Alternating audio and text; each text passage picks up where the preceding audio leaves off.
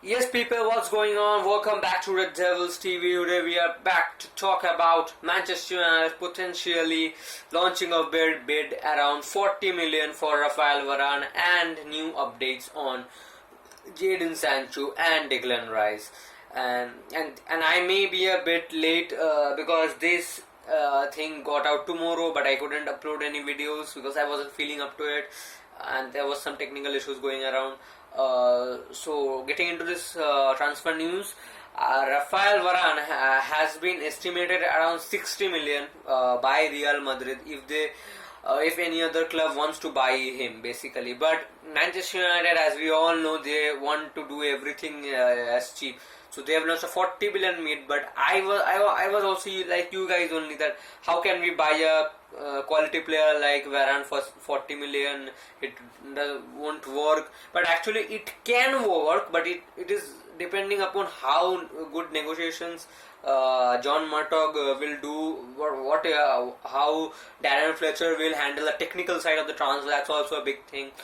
But I'm not confident about the negotiations. But I don't think that I don't think that's a bad offer, because Varane has only got 1 year, and he won't sign a contract because that's been stated by Fabrizio Romano, and even Sky Sports say the same thing, that he is not reluctant to sign a contract because he thinks that he wants to go. He has won everything. I also don't see a reason for him to stay at Manchester United. So to say at Real Madrid, I don't see any reason. He has won everything. He wants a new challenge, and he is not that much old. What people think, he has achieved so much in a very small age that people think that he is old, but he's not that old. 27 years old he is, and it's 27 is nothing else. He's just going to get in his prime, basically. But he has a vast experience, which makes him of a player around 32, 33. People can see like, but he has got vast experience. That's why I want him at Manchester United.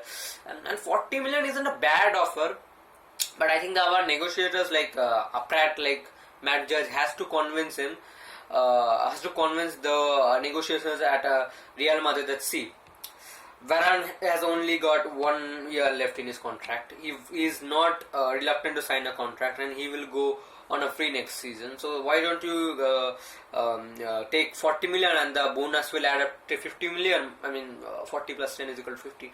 Why don't you take 50 million? Because 50 million, I know you are not getting the full value, but for at least 40 to 45 million or 50 million is better than 0 million, or you will lose for him for nothing, basically. So I think it's not a good offer, but it's not also a bad offer. When I first saw this news on Sky Sports, I was a bit disappointing, like you guys only. But I then delved into it. I researched it for a long time. That's why I couldn't put the video. That's why I was researching it, and that's where I saw that in transfer market they are saying that Rafael Varane has only one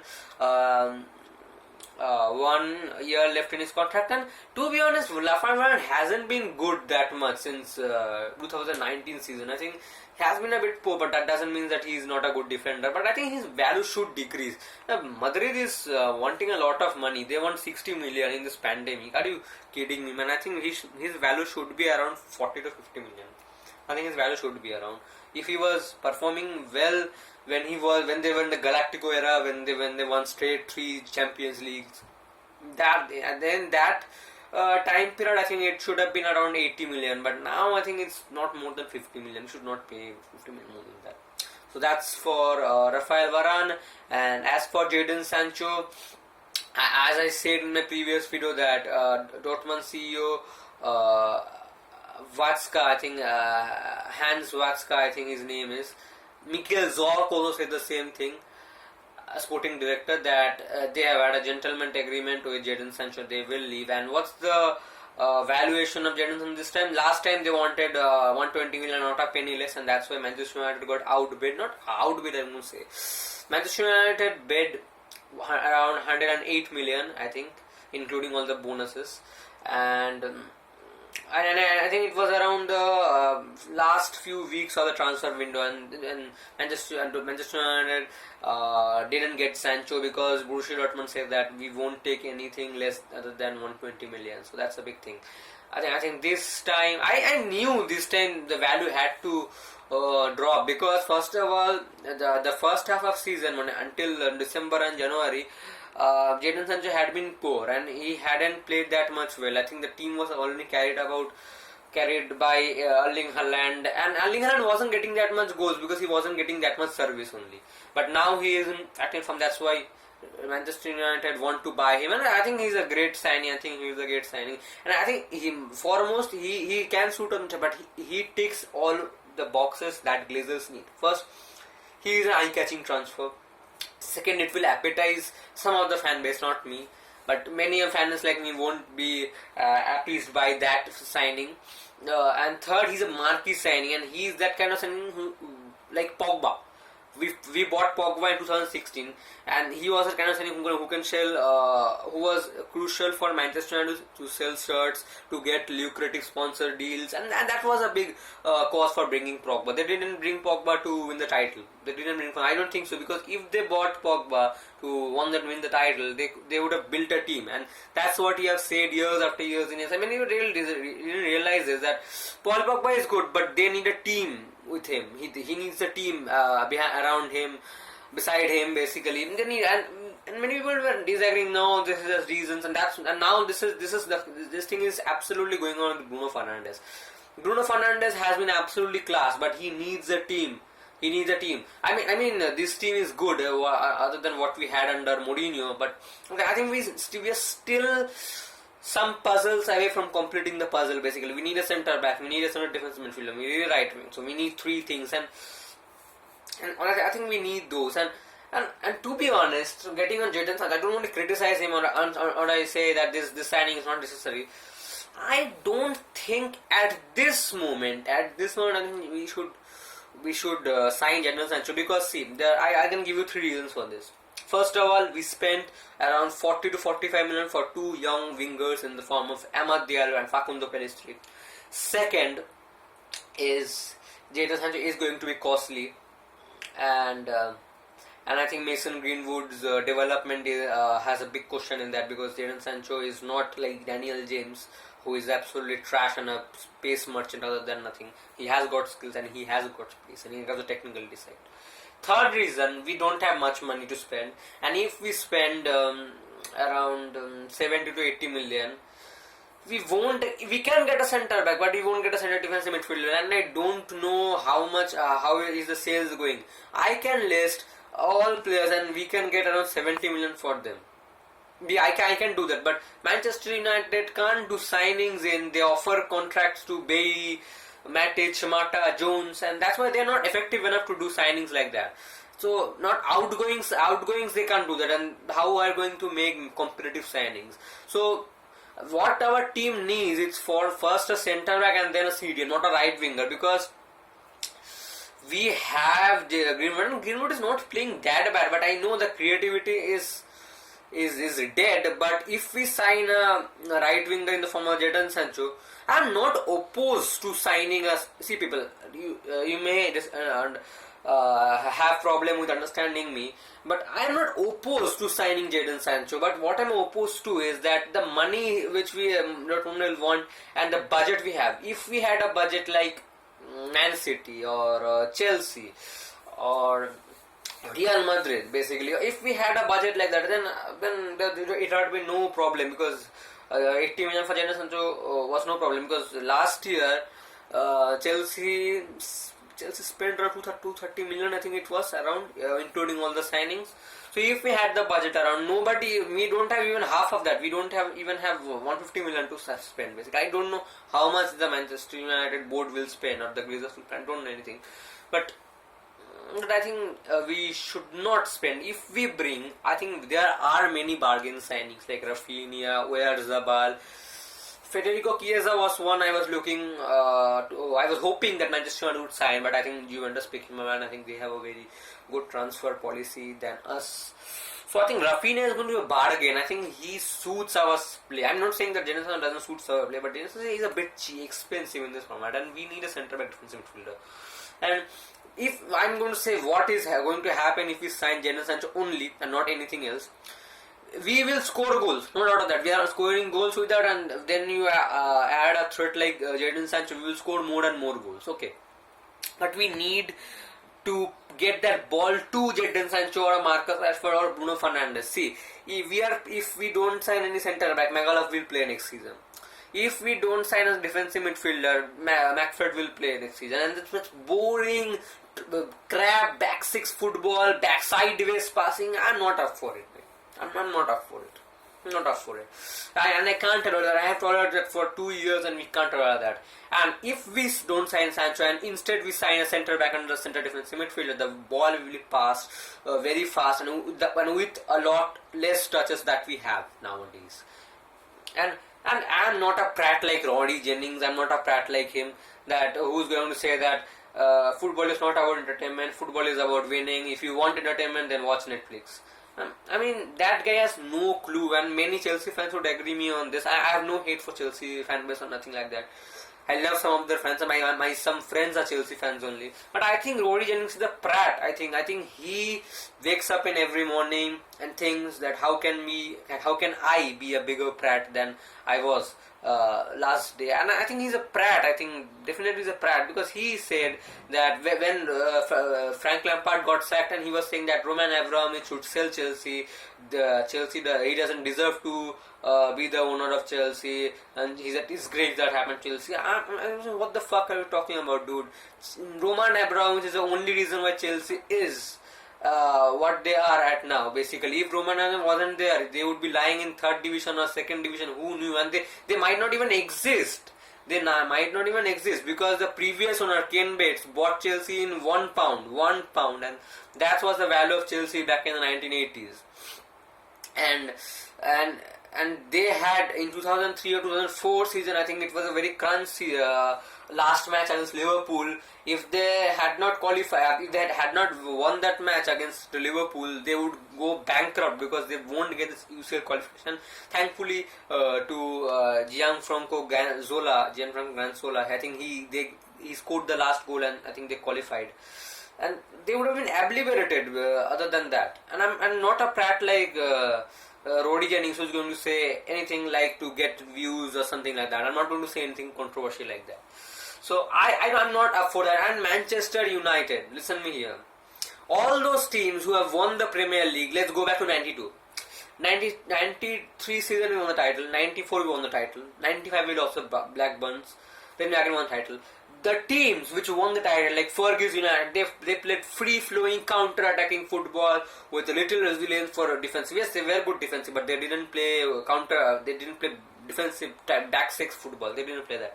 Even Kenny Dalglish, Blackburn Rovers, who won the title in one occasion, they played attacking football. Arsene Wenger's Arsenal, the Invincibles, the cup, the double winners in 98, I think, yes, 98. They played scintillating attacking football. Even Pep Guardiola's Manchester City play attacking football. Liverpool won the title under Jurgen Klopp, playing very good gegenpressing football, attacking football. The only team which wins titles by playing defensive football is Chelsea, because you see they have won 5 titles since the Premier League started. 3 titles are under Jose Mourinho, who is an absolute expert in playing defensive football. And I'm not discrediting him for his achievements, but I think that's the style of play he plays. Under Carlo Ancelotti, they won the title 2009-2010 season. I think he was attacking, no doubt about that. Antonio Conte was defensive. When they won the last title, the 5th title, they won the defensive. So I think it's expected from a Chelsea fan like Roddy Jennings to say that football is all about winning. And they have an owner like that. They would sack, they can sack 5 managers in 1 year like Schalke did to just get trophies. And last night Leicester beat Chelsea to win the FA Cup 1-0. And many people are saying that, and I have seen it in Twitter also. Many Chelsea fan pages saying that there is a current rumor going on that if Thomas Tuchel doesn't win the Champions League final or get Chelsea's top 4, I think he will get sacked. So this is the environment Chelsea. I'm not anyone to complain that it's not my club. My club is Manchester United. I'm passionate for that. So lots of talk about Chelsea. Let's get back into the transfer news. So Sancho, we have talked about Sancho, and let's talk about Declan Rice. Declan Rice is supposed to leave West Ham United, I think. Yeah, because he was hoping that West Ham United could get top 4 and Leicester City will drop out of top 4, but as things went, they drew last night against Brighton, I suppose. Yeah, it was Brighton. And they drew the match, and I think that ended their hopes of getting the top 4 finish, and I think it's done and dusted. I think the only contenders who are in the top 4 race are Liverpool, Chelsea, Leicester, and the top 4 place may even wrap up before the season ends, because I think the Chelsea and the Leicester match, I think that will predict who is going to end in the top 4. I think that's a big thing. That's absolutely a big thing. And I think if it ends in a draw, I think Liverpool is fucked. I think they are fucked because the points are shared and the gap is already a lot more, because they have only 2 games left. So I think he is expected to leave, but the fee that West Ham want is around 80 to 90 million, and I think that's not what we want. Declan Rice is a great player, I think, and I like him very much, and I think he can be the future captain of Manchester United. I don't want to see Scott McTominay captaining Manchester United, and I want him over Jadon Sancho, but I don't want him over Jadon. I want him over Jadon Sancho, but the price is too much. If the price would have been around 60 to 70 million, I think it's okay. It's okay, fine. He's a good player. We should pay that price. And the thing I want to say is about Jadon Sancho is that when Manchester United were actually building a team under Fergie, Ryan Giggs was around 17 years old, and then we didn't buy any other experienced right winger whose age of around 20-23 to replace him. We didn't. We gave him the time, we believed in him, we were patient with him, and we succeeded. And that's what I want to say is that Amad Diallo, I have seen Amad Diallo a lot of matches. I think he's ready for the first. I'm not saying that he can be the next Messi or the next Ronaldo. I'm not saying that. Or maybe the next Beckham. I'm not saying that. But I think he's ready. I think we should give him more chances. So if we buy a right winger, he's done. He's basically done. How he's going to get chances? Basically, his confidence is killed, and if he has got the skills also, he will be down in morale, and his confidence will be absolutely killed. So that's a big thing. That's why I don't want Jadon Sancho. But if we have money, we should go for it. No doubt about that.